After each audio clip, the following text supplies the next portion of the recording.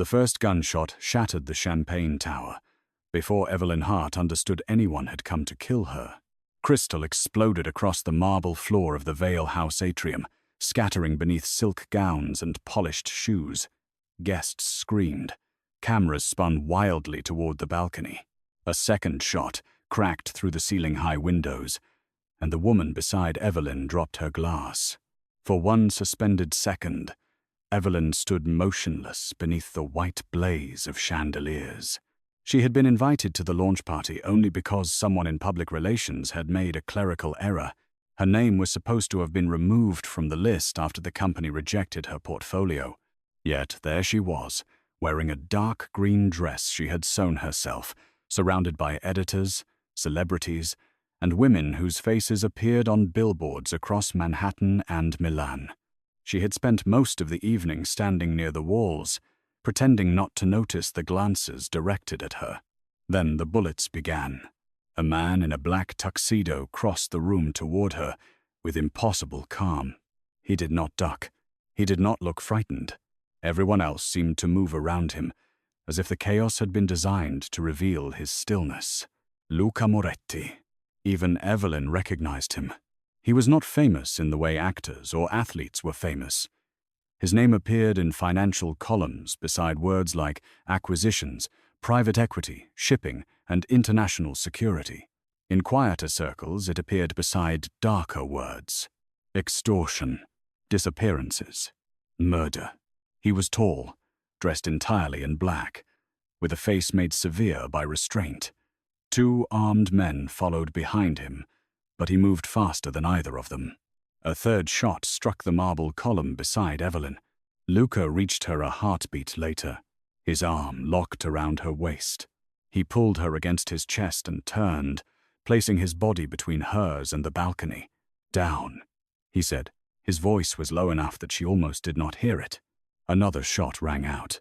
Luca's shoulder jerked. Warm blood touched Evelyn's hand. "You've been hit. I'm aware." His expression did not change. He pushed her behind a stone display wall while his men drew weapons. The room erupted in gunfire. Guests crawled beneath tables. Security guards shouted through radios. Somewhere above them, glass rained down like ice. Evelyn stared at the blood spreading across Luca's jacket. "Why are they shooting at me?" His eyes settled on hers. Dark, controlled, furious. "They're not." A bullet struck the display wall. He moved closer, shielding her again. "They're shooting at me," he said. "You're simply the reason I came." Before Evelyn could ask what that meant, Luca lifted her into his arms. She gasped and grabbed his jacket. "I can walk, not fast enough." He carried her through the smoke-filled atrium, while armed men formed a moving wall around them. Guests flattened themselves against marble pillars as Luca passed. No one tried to stop him. No one even spoke to him. Outside, black SUVs surged toward the entrance. Rain hammered the city.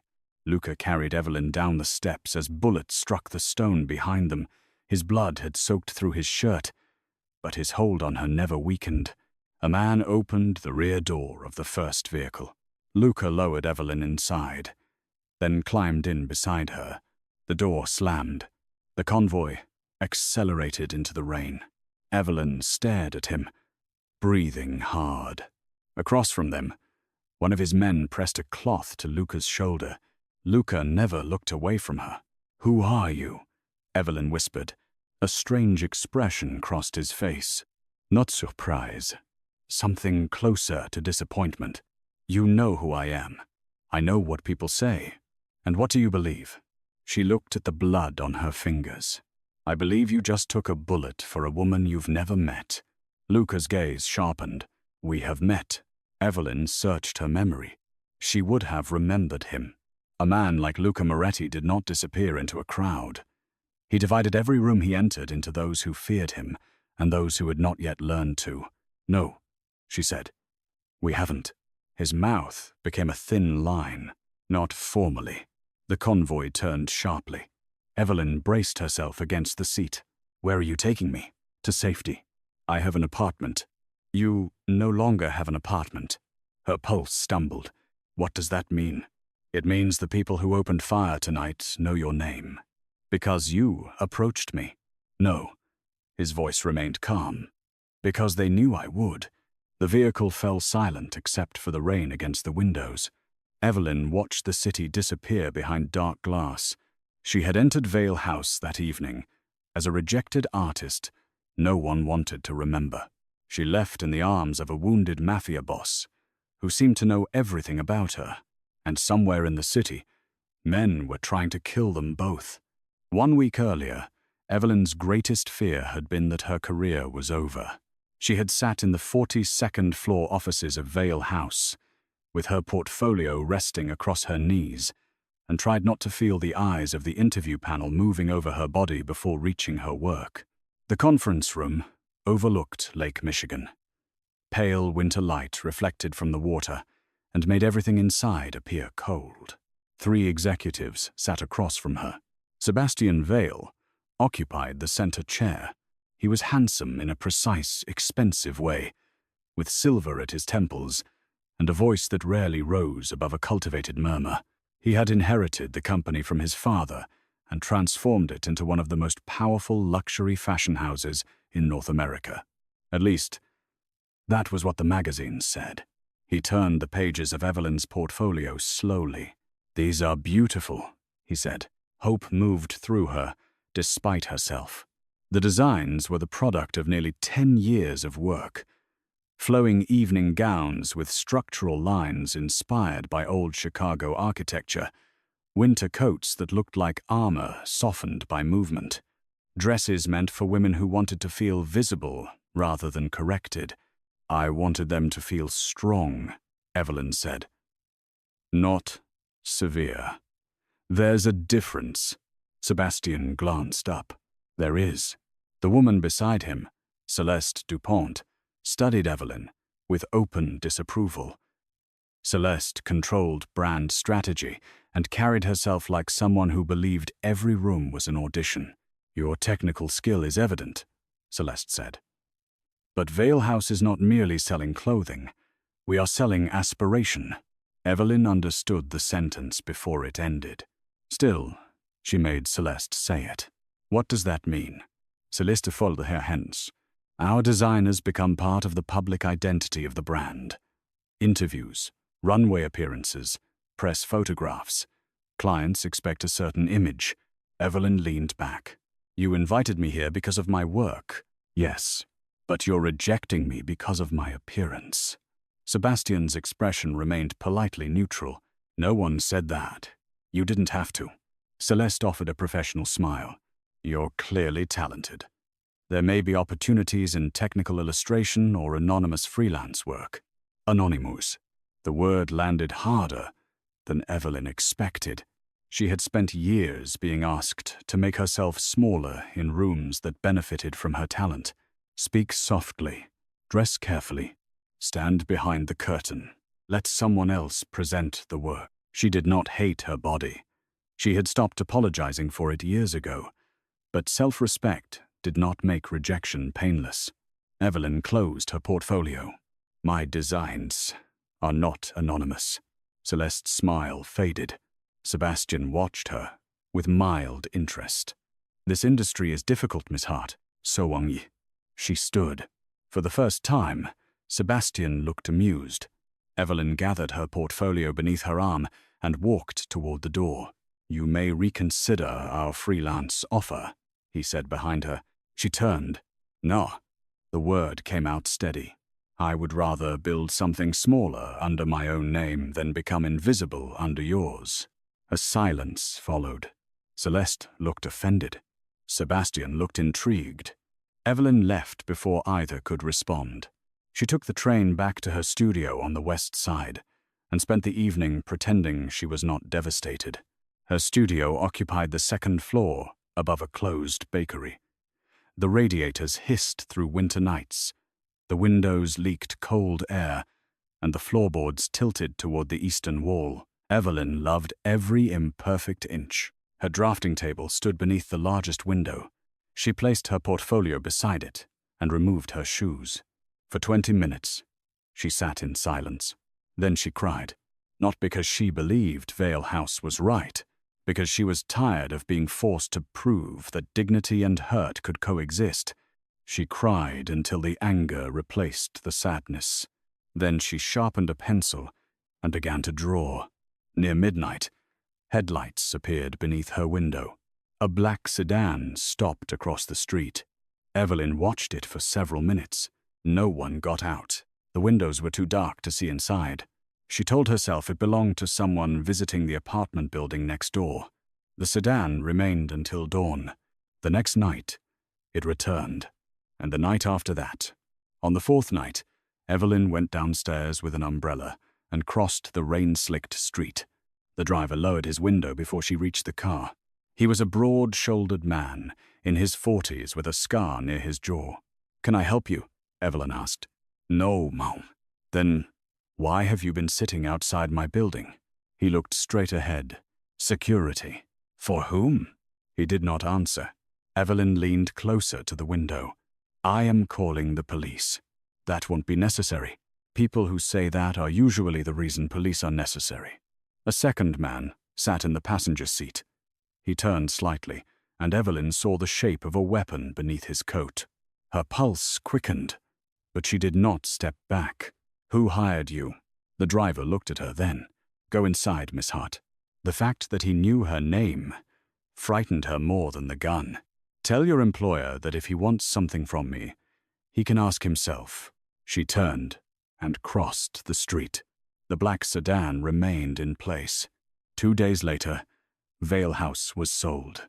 The news broke at 6 in the morning. Every business channel carried the same headline. Moretti Capital acquires Vale House in unexpected billion-dollar takeover. Evelyn stood in her kitchen holding a mug of coffee as Luca Moretti's photograph appeared on television. He was leaving a courthouse in a dark suit, surrounded by reporters and security. The anchor described him as a reclusive financier with global holdings in shipping, real estate, energy, and defense contracting.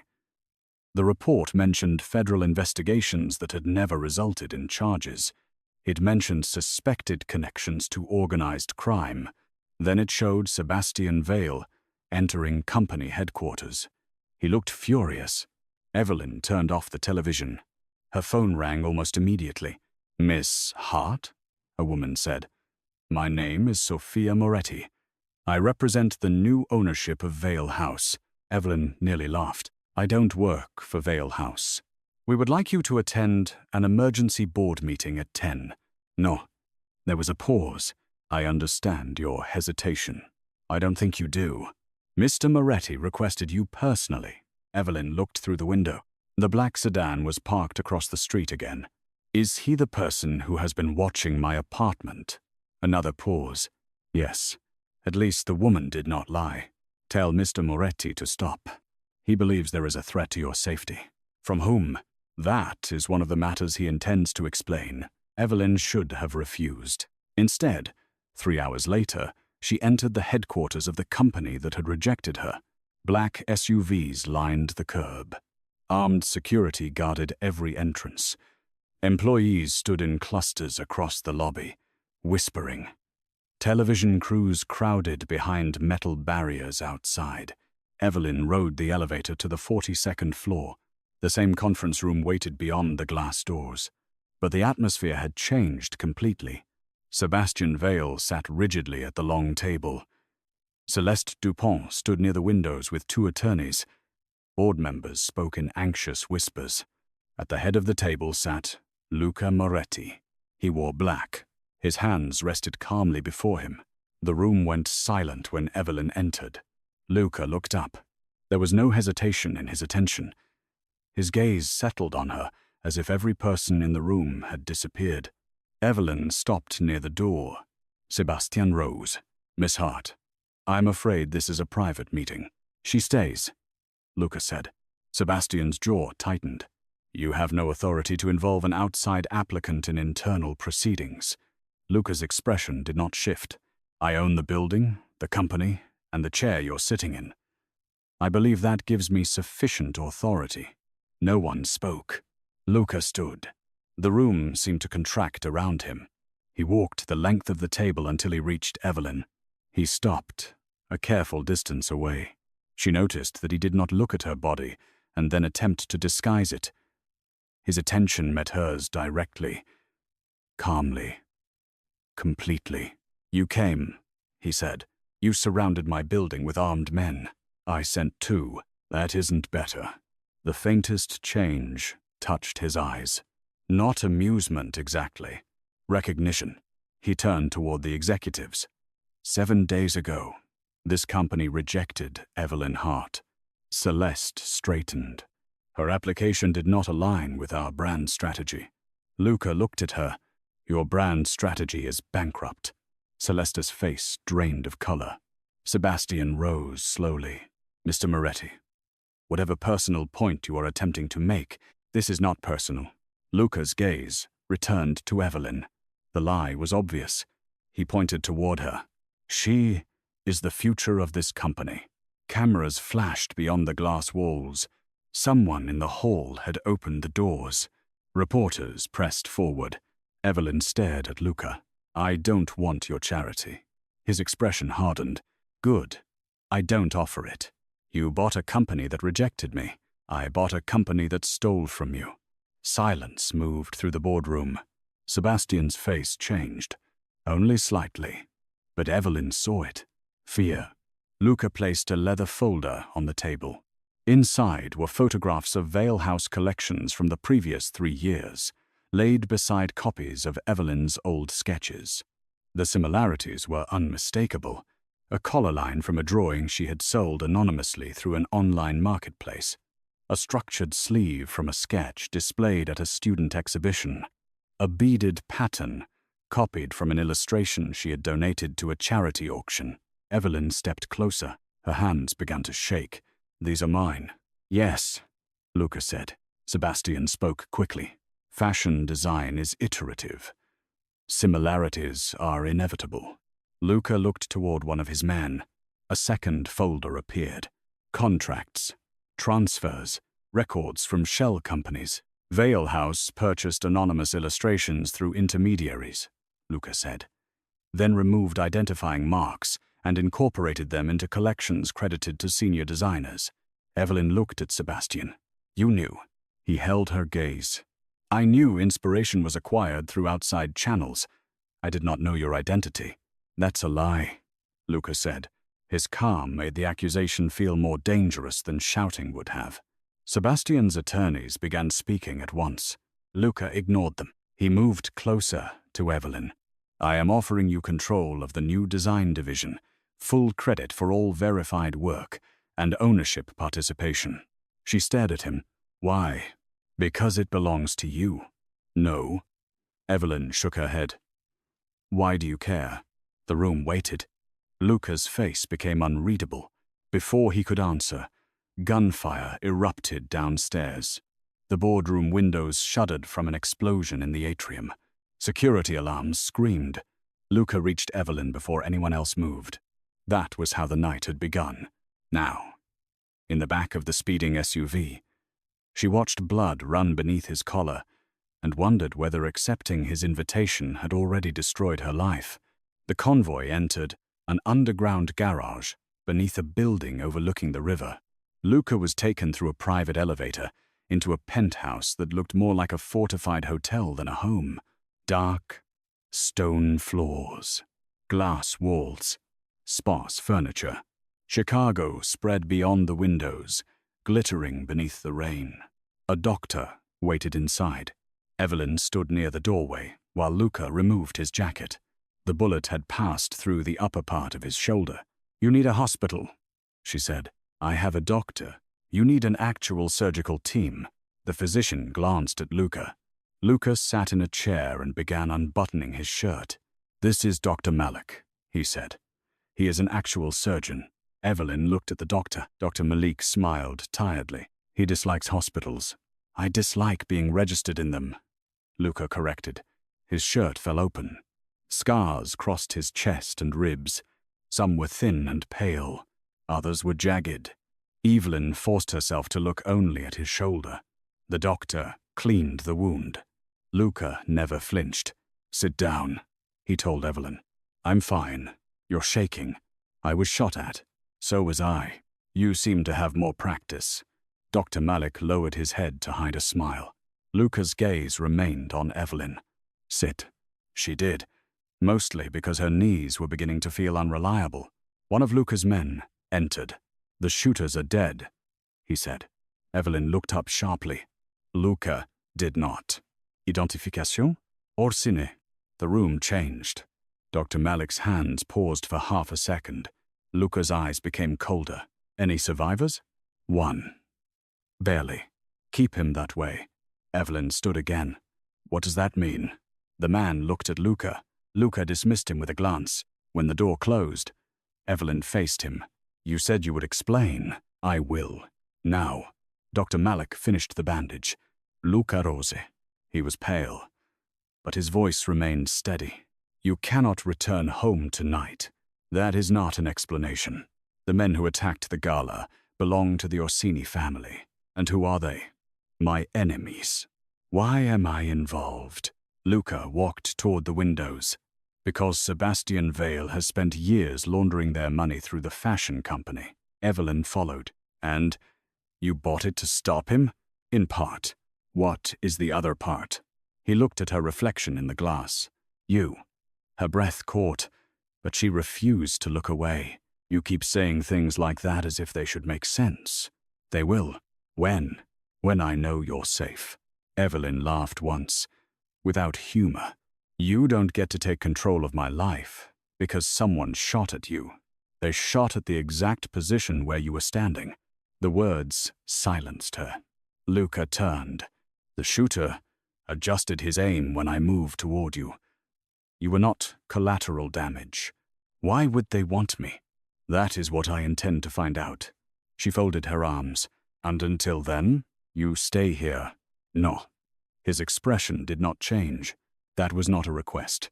Evelyn stepped closer. "You bought a company. You did not buy me." Something dangerous entered the silence. The security men near the entrance looked away. Luca studied her face. "No," he said quietly. "I did not." "Then don't speak to me as if you did." For several seconds, neither moved. Evelyn could hear the storm against the glass. Finally, Luca looked toward the hallway. "Sophia will show you to a guest room. I'm leaving. The elevator will not operate without authorization." Anger flared through her. "You locked me in. I secured the building. Those are not the same thing." "They are tonight." Evelyn moved closer until only a step separated them. He was taller than she had realized. Injured, exhausted, and still somehow terrifying.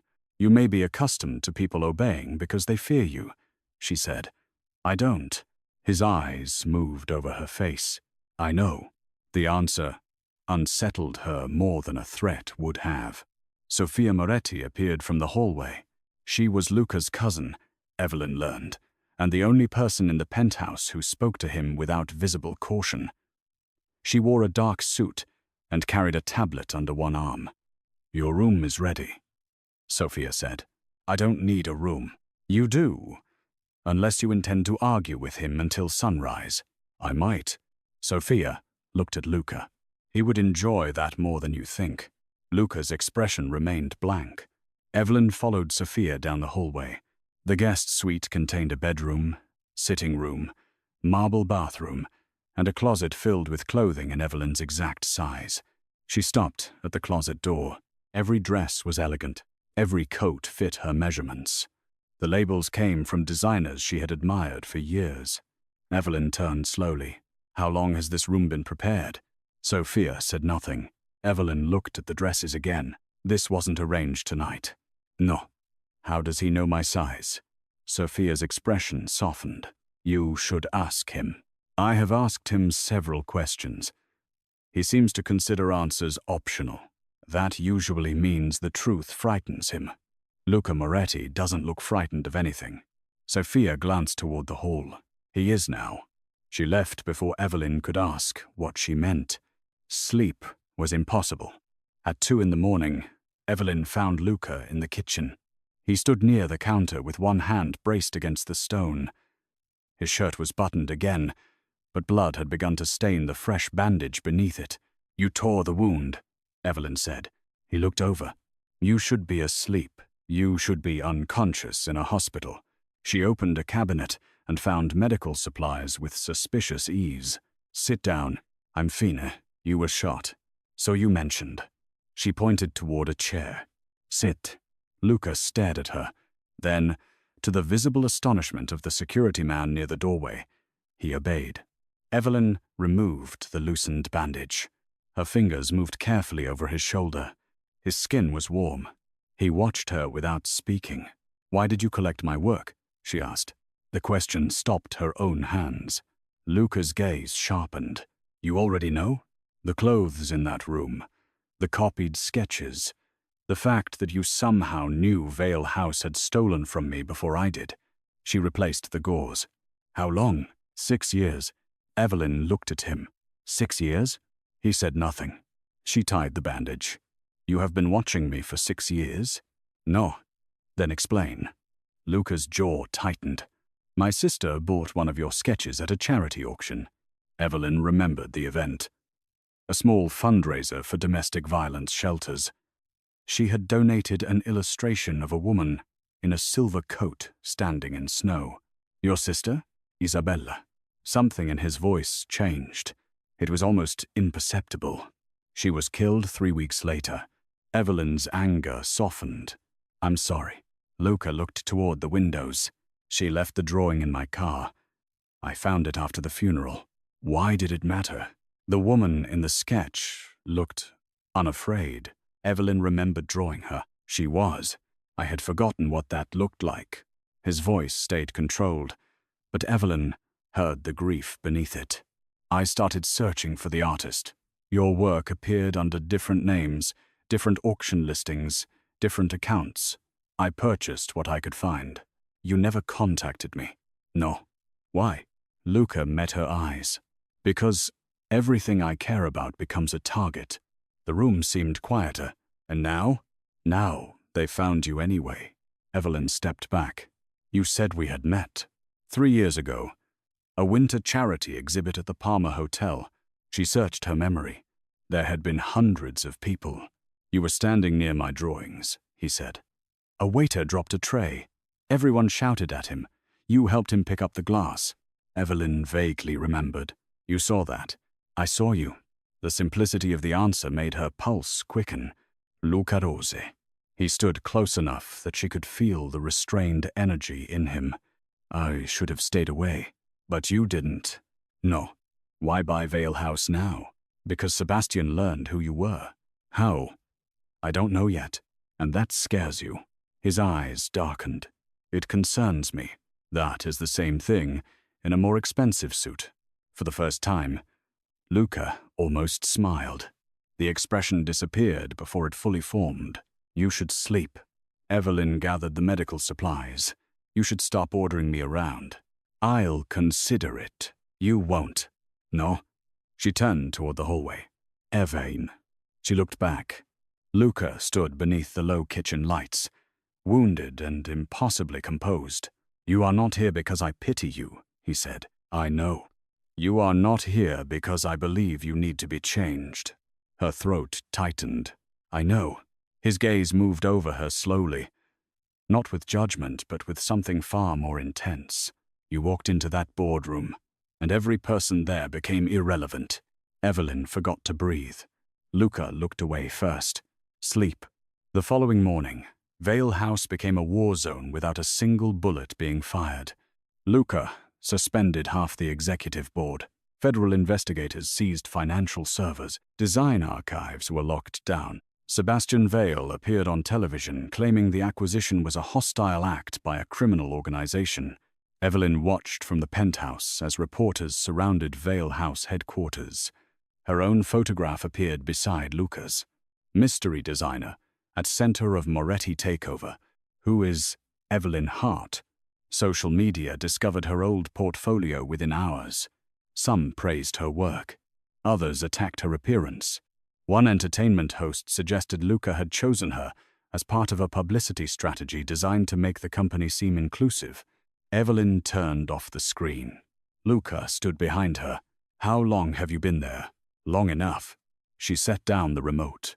I am not becoming your symbol. You're not. They are already turning me into one.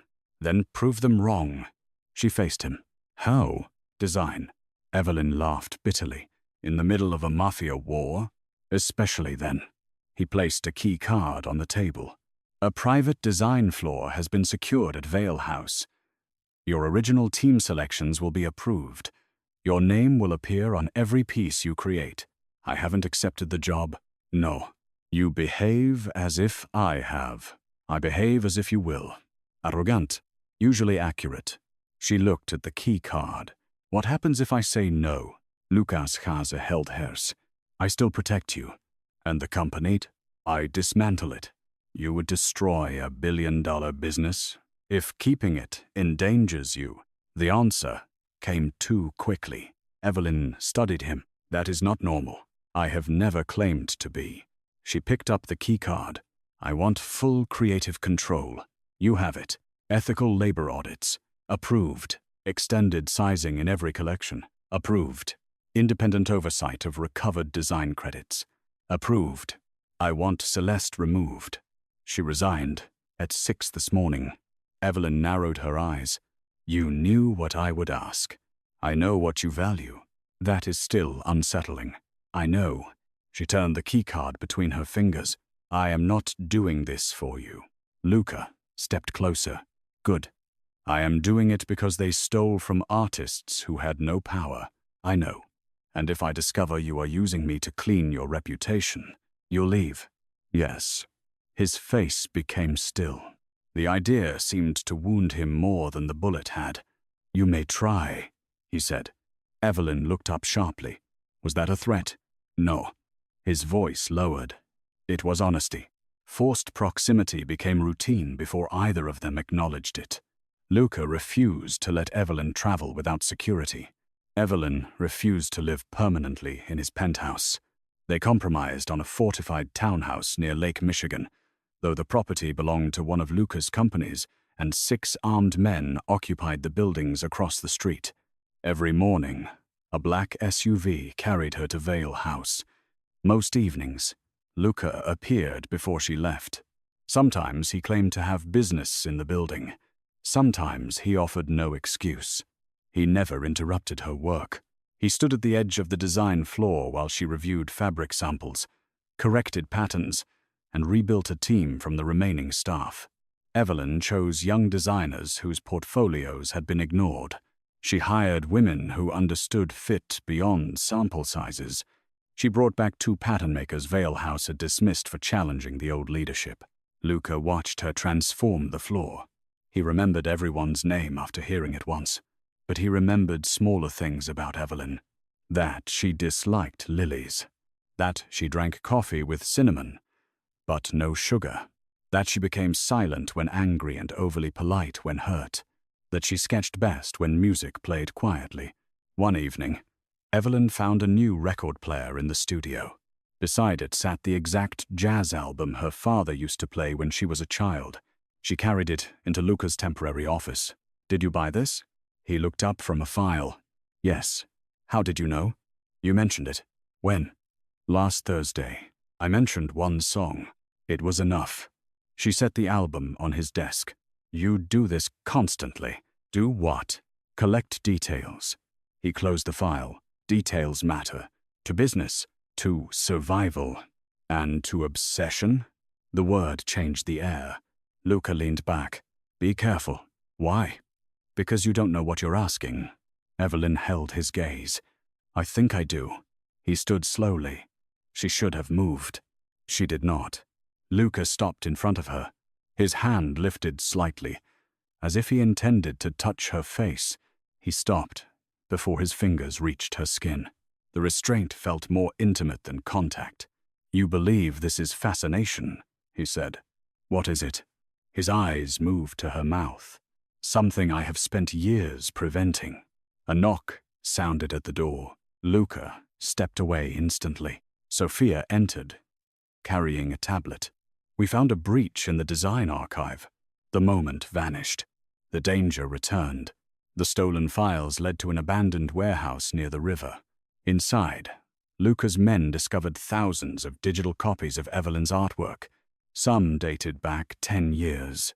Others had been altered with numbers hidden inside stitch patterns and border details.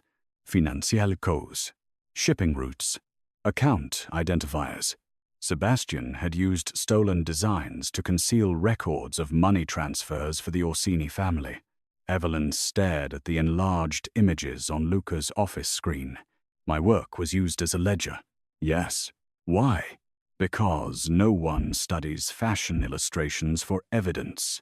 She pointed toward one pattern. I didn't draw that symbol. Sebastian's people added it. But this line is mine. Luca watched her examine the screen. You can separate the original work from the code? I think so. That makes you dangerous to them. The door opened. Sophia entered with 2 security officers. There's more. She placed a photograph on the desk. It showed Evelyn leaving her studio 2 years earlier. Another showed her buying groceries. A third showed her sitting beside her mother's grave. Evelyn's blood went cold. These aren't yours? She asked Luca. No. The answer was immediate. His fury was not. It arrived slowly, tightening every line of his body. Sophia swiped across the tablet. Orsini surveillance. At least 18 months. Why didn't your people see them? Evelyn asked. Luca did not look away from the photographs. They were watching from inside our protection perimeter. Sophia's face hardened. We have a traitor. That night, Luca doubled security. Evelyn found him standing outside the townhouse in the rain. He wore no coat. Water ran through his dark hair and down the collar of his shirt. 2 guards waited beneath the awning, pretending not to observe him. Evelyn opened the front door. What are you doing? Thinking. You have an office. I didn't want walls. She stepped outside beneath the awning. You look like a tragic billboard. He glanced at her. You should be inside. You say that often. Because danger has repeatedly failed to respect your schedule. She looked at the rain. Did you know they were watching me? No. Would you tell me if you had? Yes. She studied him. I don't know whether to believe you. Something in his face closed. That is reasonable. The quiet acceptance bothered her. She walked into the rain. Luca's expression sharpened. What are you doing? Thinking. You'll get sick. That is not how rain works. He removed his jacket despite already being soaked and placed it over her shoulders. The gesture was automatic, possessive, gentle. Evelyn looked up at him. Do you ever stop protecting people long enough to let them choose you? His eyes darkened. No one chooses what I am. I didn't ask what you are. Luca went still. Rain ran between them. Evelyn stepped closer. What happened to Isabella? His jaw tightened. The Orsini family ordered her death. Why? She discovered our father was negotiating a peace agreement that would cost them control of the harbor. And Sebastian? His father helped arrange the meeting where she was killed. Evelyn understood then. Vale House had never been only business. It was revenge. You bought the company to destroy the people connected to her death. Yes.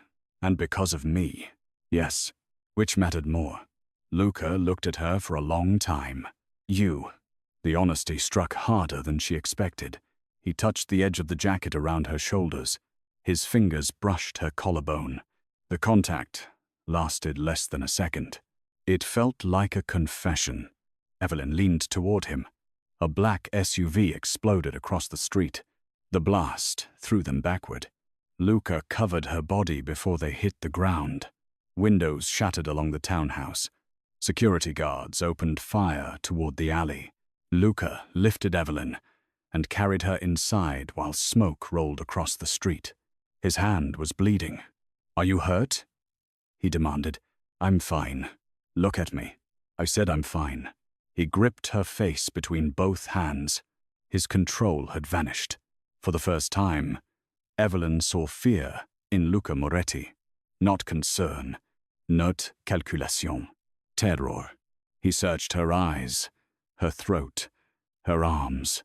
When he found no blood, he pulled her against his chest. The embrace was so sudden and fierce that she could not breathe. Luca buried his face against her hair. Everyone in the room froze. His guards looked away. Sophia stood near the ruined doorway, stunned. Luca Moretti, the man who had watched his own blood spread across a marble floor without flinching, held Evelyn as if the world had nearly ended. Then he released her. His expression hardened. "Take her to the safe house." "No," Evelyn said. He turned. "I'm not being hidden while you kill everyone involved." His silence confirmed that was exactly what he intended. "I can decode the designs," she continued. "You need me. I need you alive. And I need a choice." Luca stepped closer. "You nearly died. So did you." "That is irrelevant. Not to me." The words stopped him. Evelyn took his bleeding hand. The entire room seemed to notice. "You don't get to decide that your life matters less because you're afraid mine matters more." His fingers tightened around hers. "Evelyn." "No." Her voice softened. "You keep protecting me before I can ask what it costs you." "I don't care what it costs." "I do." Something broke behind his eyes. He leaned down until his forehead touched hers. His breath was uneven. "I cannot lose you." It was not a declaration of love. It was more dangerous. It was surrender. Evelyn closed her eyes. "You don't have me yet." "I know." "Then stop behaving as if protecting me and possessing me are the same." His hand moved to the back of her neck. "They are not the same. Do you know the difference?" "No." She opened her eyes. "Then learn." The safe house stood on a stormy stretch of coastline north of the city. It had once been a private estate. Now it contained reinforced windows, underground tunnels, and enough security technology to defend a government official. Evelyn spent 3 days decoding the stolen illustrations. Luca spent those days disappearing into locked rooms with men who arrived before dawn and left after dark. The war moved quietly beneath the surface. Warehouses burned near the harbor. Orsini accounts were frozen overseas.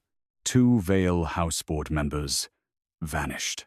Federal agents raided Sebastian's lakefront mansion and found it empty. On the 4th evening, Evelyn discovered the final code. It appeared in a series of sketches she had made after her father's death. The illustrations showed black coats lined with red stitching. Sebastian's people had altered the stitch counts. Together, the numbers identified a private vault beneath an abandoned church. Luca studied the translation. "This contains every Orsini account and payment records, including payments to someone inside my organization." Evelyn pointed toward the final line. The initials were S.M. Sofia Moretti. Luca's face became stone. "No. She has access to your security network." "No." Evelyn looked at him. "You told me details matter. She is family. So was the person who betrayed your sister." The words were cruel. She regretted them immediately. Luca turned away. Before either could speak, the power failed. The safe house went dark. Emergency lights glowed red along the hallway. Gunfire erupted outside. Luca pulled Evelyn behind the stone wall. "Stay here." "No." He drew a weapon. "Evelyn." A voice sounded through the security system. Sophia's voice. "Luca, listen to me. The inner gate has been breached. Someone copied my credentials." Luca looked toward the speaker. "Where are you?" "In the control room." The transmission cut off. A second explosion shook the house. Armed men entered through the lower corridor. Luca fired twice. 2 bodies fell. He took Evelyn's hand and led her through a hidden door into an underground tunnel. They ran beneath the house while alarms echoed above. The tunnel opened near the cliff. Rain lashed the coastline. A helicopter waited on the grass. 3 guards rushed them toward it. One raised his weapon. Luca shot him before Evelyn understood the betrayal. The remaining guards turned. Gunfire tore across the lawn. Luca shoved Evelyn behind a stone barrier. A bullet struck his side. He fell to one knee. "Luca." "I'm fine." Blood spread beneath his hand. The helicopter lifted without them. A man emerged through the rain. Sebastian Valle. He wore a long black coat and carried a pistol. Beside him stood Sophia. Her hands were bound, a weapon pressed against her head. "I was wondering when you would understand," Sebastian called. Luca rose, despite the blood at his side. "Let her go." Sebastian smiled. "You always were predictable where family was concerned." His gaze moved toward Evelyn. "And now you have acquired a second weakness." Evelyn stood behind the barrier. Sebastian pointed the gun toward her. Luca stepped into the open. "Don't," Evelyn said. He ignored her. Sebastian's smile widened. The great Luca Moretti, walking willingly into a bullet. "You want the codes," Luca said. "I want the original artist to unlock the vault." "She won't." Sebastian looked at Evelyn. "She will if I kill you slowly enough." Luca's expression remained calm, but Evelyn saw the truth. He was preparing to sacrifice himself. Again, she looked toward Sophia. Sophia's fingers moved subtly near her bound wrist. 3 taps. Pause. 2 taps. Evelyn remembered the security training she had been forced to complete. Distraction. 5 seconds. Evelyn stepped into the open. "Sebastian." Luca turned sharply. "Get back." She ignored him. "You rejected me because you thought I didn't fit your image." Sebastian louder. "I rejected you because your presence would have brought attention to work we had already stolen. You were afraid. Of you? Of anyone who could see what you really were." His expression tightened. Evelyn continued walking. Luca's voice became lethal. "Evelyn, stop." She kept her eyes on Sebastian. "You built a luxury empire from other people's talent and mafia money. You never created anything." Sebastian raised the gun toward her. "You should have accepted the freelance offer." Evelyn stopped. "You should have learned to draw." Sophia dropped to the ground. Luca fired. The bullet struck Sebastian's shoulder. Gunfire exploded from the tree line as Luca's hidden backup team advanced. Sebastian fired wildly. The bullet hit Evelyn's side. She fell. The world became rain and noise.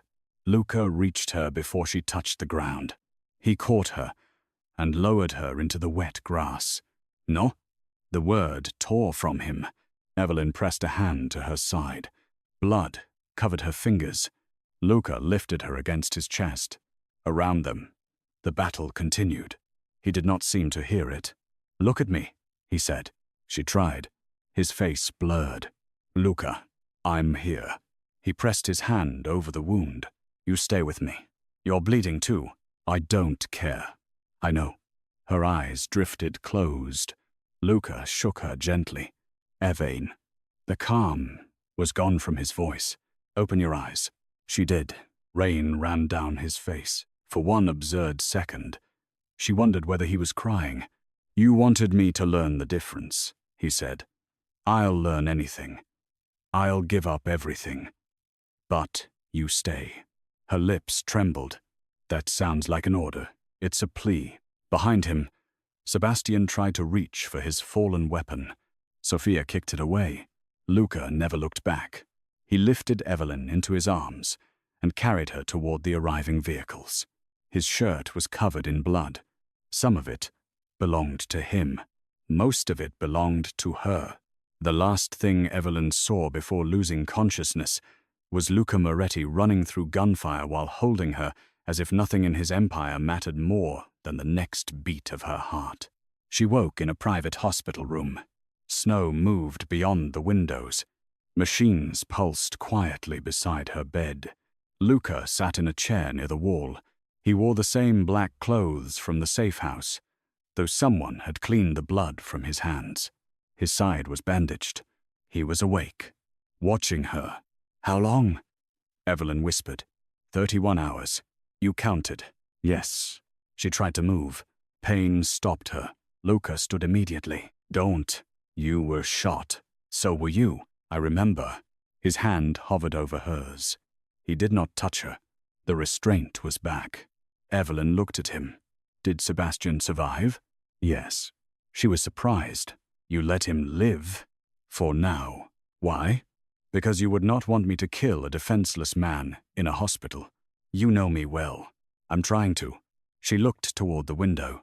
What happened to Sophia? She survived. Her credentials were copied by my head of security. The man driving outside my apartment? Yes. Why did he betray you? Orsini threatened his son. Evelyn closed her eyes. So everyone had someone they were afraid to lose. Yes. Luca finally took her hand. His grip was careful. Vale House is yours. Her eyes opened. What? I transferred my controlling interest. I don't want your empire. It isn't mine anymore. Luca, the company will be placed under an independent trust. You control design and labor policy. Sophia will manage legal restructuring. You cannot hand me a billion-dollar company because I got shot. I bought it because it stole from you. I am returning it because it should belong to someone who knows the difference between power and worth. Evelyn studied his face. What are you giving up? Vale House. What else? He looked away. Her pulse quickened. What did you do? I dissolved the harbor agreements. Those agreements formed the center of his criminal power. She understood enough to know that. You gave up the empire. I gave up the part that made you a target. Your enemies will come for you. They already do. And your people? Sophia will move the legitimate companies into a public structure. The rest will be dismantled. Because of me? Because you were right. He looked at her again. I used protection as permission, fear as loyalty, possession as devotion. Evelyn's throat tightened. And now? Now I am asking. Asking what? Luca moved to the side of her bed. He lowered himself to one knee. The sight was more shocking than any display of violence. Luca Moretti knelt before no one. Evelyn had heard that said by journalists, rivals, and men who feared him. Now he knelt beside her hospital bed, exhausted and wounded, holding her hand as if it were the only thing keeping him upright. Let me stay, he said. Her eyes filled. You're not asking me to stay with you? No. Why? Because you asked me to learn the difference. His thumb moved across her fingers. I will not lock you inside my fear again. I will not call control protection. I will not decide what your life should be. His voice roughened. But if you permit it, I will stand beside you while you choose. Evelyn looked at the man everyone feared. She saw the violence in him, the grief, the obsession, the dangerous capacity for devotion. She also saw the effort it cost him to leave the choice in her hands. You collected my sketches for 6 years, she said. Yes. You watched my apartment. Yes. You bought a fashion empire. Yes. You are deeply unreasonable. Yes. A laugh escaped her despite the pain. Luca's expression softened. Evelyn touched his face. He closed his eyes for half a second. The movement was small.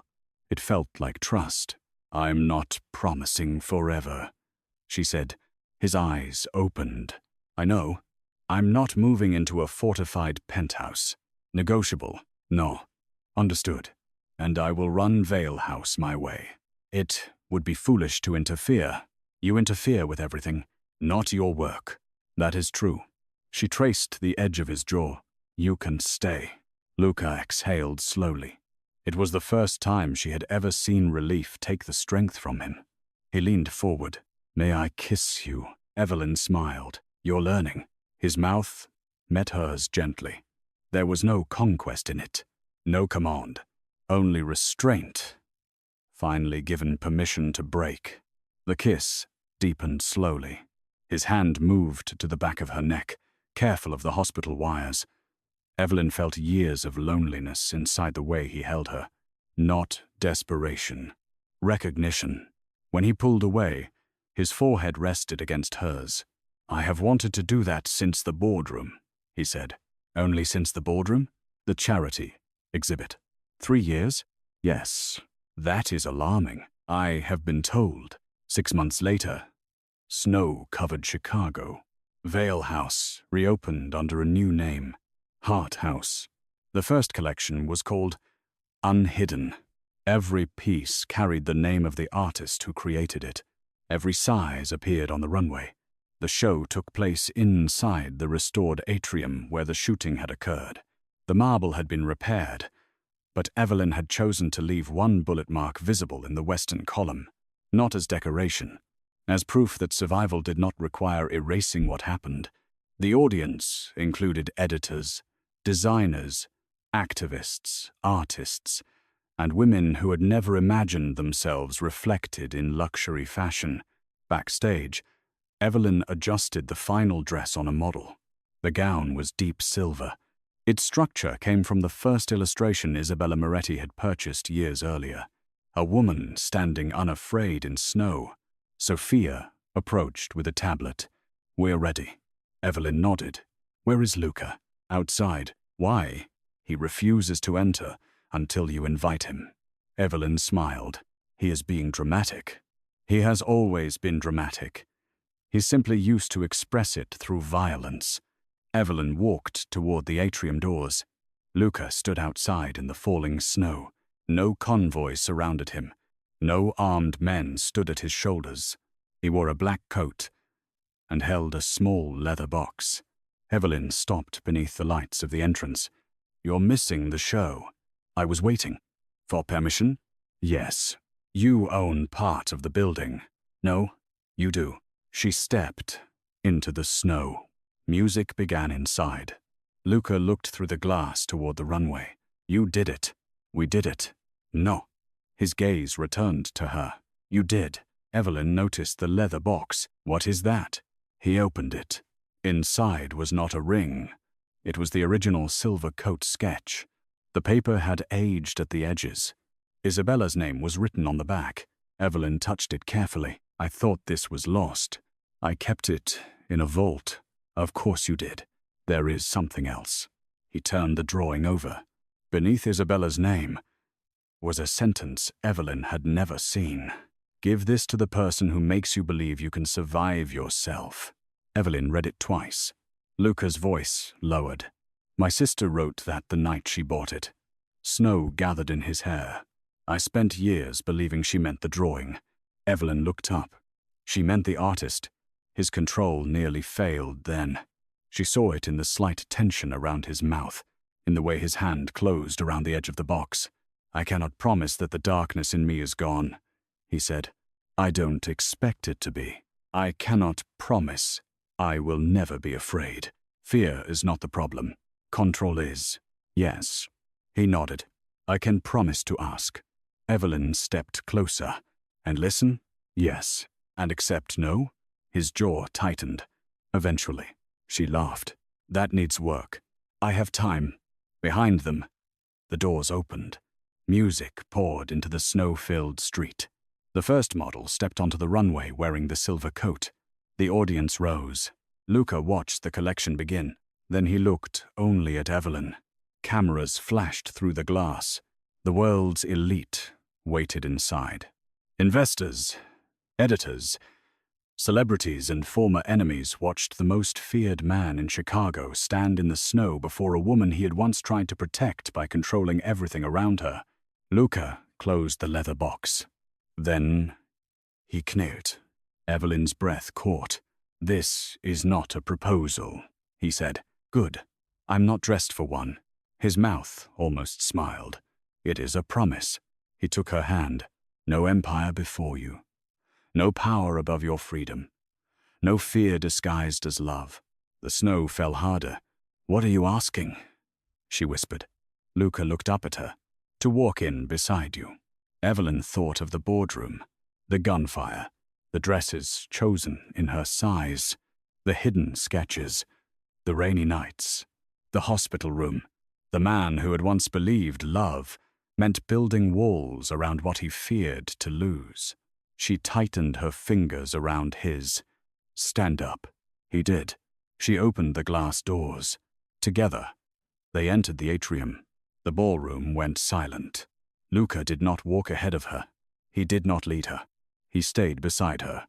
Evelyn crossed the room, wearing a dress she had designed for herself, with Luca's hand resting gently in hers.